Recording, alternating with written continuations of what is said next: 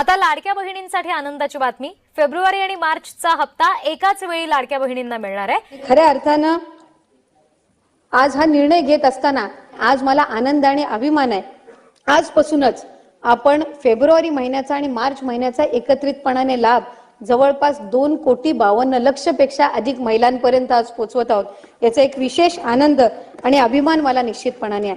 सर्वात महत्त्वाकांक्षी योजना मुख्यमंत्री माझी लाडकी बहीण योजना ज्या वेळेला आपण राबवली त्यावेळेला खरं तर सरकारकडे पर्याय होता की वेगवेगळ्या विविध खात्यांच्या माध्यमातून ती राबवता आली असती, पण आज एक महिला मंत्री म्हणून किंवा तरुण मंत्री म्हणून महायुतीच्या सरकारमध्ये सन्मान्य मुख्यमंत्री देवेंद्रजी फडणवीस साहेब असतील, उपमुख्यमंत्री एकनाथजी शिंदे साहेब असतील, उपमुख्यमंत्री अजितदादा असतील, त्यावेळेला आपणही त्या ठिकाणी एक वरिष्ठ मंत्री म्हणून मला मार्गदर्शन करण्यासाठी होतात, इतरही मंत्रिमंडळातील सहकारी होते।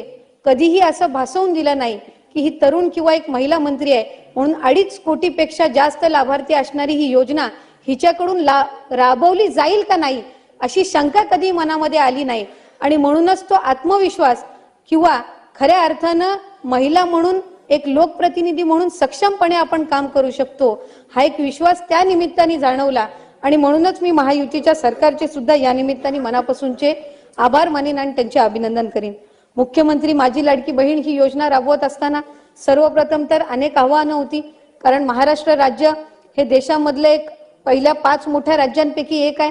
त्यामुळे त्याची संपूर्ण प्रक्रिया पारदर्शकपणे राबवत असताना गरजू महिलांपर्यंत आणि 2.5 लाखापेक्षा कमी उत्पन्न असणाऱ्या महिलांपर्यंत ही योजना आपण पोहोचवावी आणि 21 ते 65 या वयोगटातील महिलांपर्यंत आपण ही योजना प्रामाणिकरित्या पोहोचवावी या दृष्टिकोनातून उपक्रम आणि ही योजना हाती घेतलेली आहे। लेक लाडकी योजना याच्यामध्ये 10 ऑक्टोबर 2023 पासून ही योजना आपण सुरू केली आणि लेक लाडकी योजनेअंतर्गत आपण पिवळ्या आणि केशरी रेशन कार्ड धारक कुटुंबातील ज्या मुली आहेत त्यांना या योजनेचा लाभ आपण देत असताना जन्माच्या वेळी जन्म झाल्यानंतर 5,000, त्याच्यानंतर पहिलीमध्ये गेल्यानंतर 6,000, 6वीला गेल्यानंतर 7,000, 11वी मध्ये गेल्यानंतर 8,000 आणि 18 वर्ष पूर्ण झाल्यानंतर 75,000 अशा प्रकारे लाभार्थी मुलीला 18 वर्ष पूर्ण झाल्यानंतर एकूण 1,01,000 हे त्यांच्या खात्यामध्ये